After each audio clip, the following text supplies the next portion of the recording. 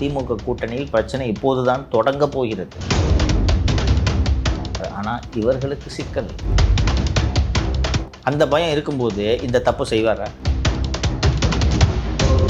இந்த நேரத்தில் ஐயாவை உள்ள கூட்டு வருது, தேமுதிக உள்ள கூட்டு வருது, இதெல்லாம் சாத்தியமா?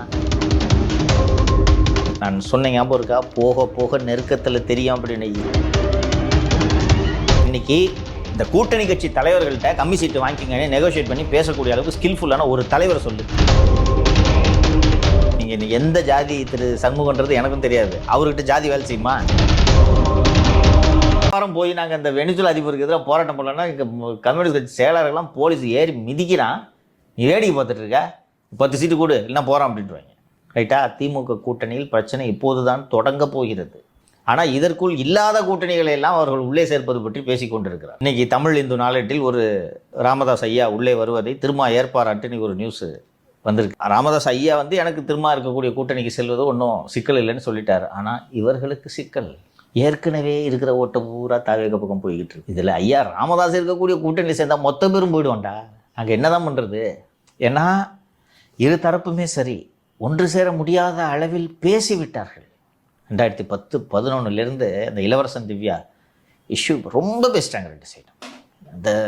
அந்த இரு சமூகங்களும் ஒன்று சேர முடியாதபடி ரெண்டு தலைவர்களுமே ரெண்டு தரப்புமே மாறி மாறி பேசி ஒரு பெரிய பெர்லின் சுவரை இடையே எழுப்பி விட்டார்கள். இப்போ இவங்க ரெண்டு பேரும் உங்கள் வசதிக்காக ஒன்றா சேரன்னா அந்த சமூகம் ஓட்டு போடுமா? அவருக்கு ஐயாவுக்கும் ஓட்டு போடாது, அந்த டீமும் போயிடும் தவக்க போகும். அந்த பயம் இருக்கும்போது இந்த தப்பு செய்வாரா? அவர்களும் கூடுதலாக கேட்பார்கள். இந்த நேரத்தில் ஐயாவை உள்ள கூட்டு வருது, தேமுதிக உள்ள கூட்டு வருது, இதெல்லாம் சாத்தியமா?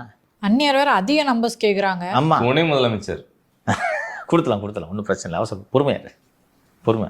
ஸோ இங்கே தேராது என்று நினைத்த அதிமுக கூட்டணி உருவாகி கொண்டு இருக்கிறது, வலுவாக இருக்கிறது என்று சொல்லி கொண்டிருக்கக்கூடிய இந்த திமுக கூட்டணியில் இன்னும் சிலர்லாம் இப்போ பேசிக்கிட்டு இருக்காங்க. கூட்டணியில் கட்சி வந்தாலும் நம்பர்ஸ் எல்லாம் அவங்க சொல்லலை. ஒரே நாள் நம்பர் சொல்ல வருது பார்க்குறியா? நம்பர்ஸ் எல்லாம் பேசாமல் தான் எதுக்கு தான் இப்போ ஒரு அமித்ஷா போய் எடப்பாடி சந்திக்கிறாரு, நயனா நாகேந்திரன் போய் எடப்பாடி சந்திச்சுட்டு வர்றாரு, என்ன தான் பேசுவாங்க அவங்க?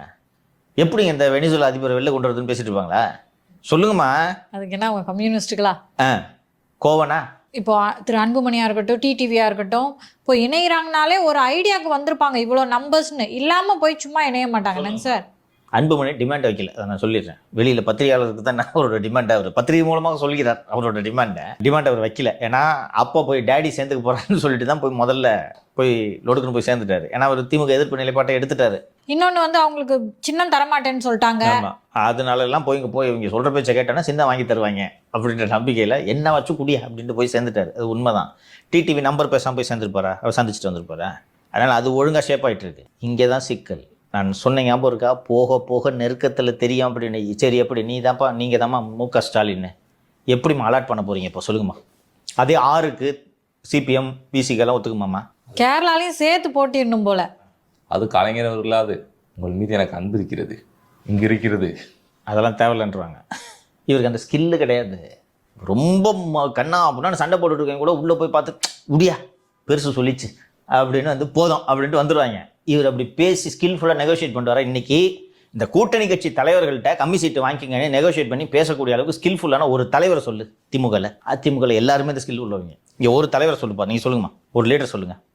சண்முகத்தையோ வீரபாண்டியனையோ திருமாவளவனையோ பேசி கன்வின்ஸ் பண்ணுறதுக்கு கனிமொழி விட்டுருங்க, அந்த மாதிரி செய்யாது இந்த வாட்டி. இதை அவங்களே இங்கே போட்டு உள்ளூரில் போட்டிடுறதை பற்றி யோசிச்சுட்டு இருக்காங்க. சொல்லுங்கள், ஒரு லீடரை சொல்லுங்கள். துரைமுருகன் செய்வாரா? நேரு செய்வாரா? எடுத்தவொடனே எப்படி ஆரம்பிப்பார் பேச்சுவார்த்தையா? சேர்பாபு செய்வாரா? கட்ட பஞ்சாயத்து பண்ணுறதுக்கு ஆளு வேணா சொல்லுங்க. அவர் சொல்லிட்டுவாரு. சண்முகத்தை பார்த்து கூசாமல் கேட்பாரு, யோ 3 சீட்டு தான்றேன், சோத்தை திங்கிறேன் என்னத்தை திங்கிறேன்றவாரு. சண்முகத்தை பார்த்து ஒரு கம்யூனிஸ்ட் என்ன அப்படின்னு. அதனால் அவரெல்லாம் இந்த வேலைக்கு அனுப்ப முடியாது. ரைட்டா? சாக்கடல் இந்த மாதிரி ஏதாவது வேலைக்கு இருந்தால் சேர்பாபு அனுப்ப முடியும். யார் இருக்கம்மா பேசுறதுக்கு? நான் சீரியஸாக கேட்குறேன், சொல்லுங்கள். ஜெயலலிதா இருந்த வரைக்கும் சசிகலா தான் பேச்சுவார்த்தை நடத்துவாங்க. அங்கே எல்லாருமே பேச்சுவார்த்தை நடத்தக்கூடிய ஸ்கில்ஃபுல்லான ஆளுங்க தான். நத்தன்லாம் பல பேச்சுவார்த்தை நடத்திருக்காரு. தங்கமணி, வேலுமணி, யார் இருக்கா சொல்லுங்கள்? ஐயா கிட்ட பேசுறதுக்கு ஆழ்வார் அமைச்சர், வாசனை அமைச்சர்லாம் அனுப்பிச்சாங்க. அது சமூகம் சார்ந்து. நான் சொல்கிறது இப்போ நீங்கள் எந்த ஜாதி திரு சண்முகன்றது எனக்கும் தெரியாது, அவர்கிட்ட ஜாதி வேலை செய்யுமா? ஆழ்வார் அமைச்சர் அனுப்பிச்சா அவர் ஒத்துக்குவாரா? அப்போ அதுக்கு அரசியல் தெரிந்த ஒரு முதிர்ந்த ஒரு தலைவர் வேண்டும்.